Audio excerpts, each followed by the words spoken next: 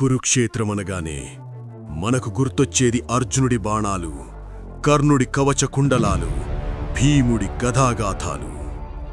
కాని ఆ 18 రోజుల యుద్ధ ఫలితాన్ని కనురెప్ప మూసి తెరిచేలోపు మార్చగల శక్తియున్న ఏకైక వీరుడెవరో తెలుసా? సాక్షాత్తు ఆ శ్రీకృష్ణుడినే నాడు భయపెట్టిన ఆ అజేయమైన మొనగాడెవరో తెలుసా? అతనే భీవుడి మనవడు, ఘటోత్కచుడి పుత్రుడు, త్రిబాణధారి బార్బరీకుడు.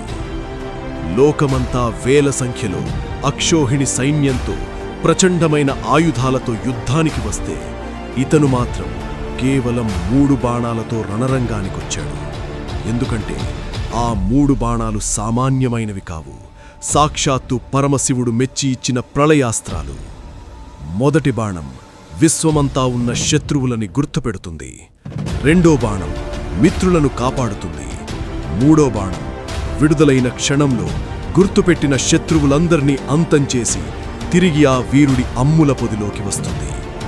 కేవలం ఒక్క బాణం మొత్తం కురుసేనను నామరూపాలు లేకుండా తుడిచిపెట్టగలదు.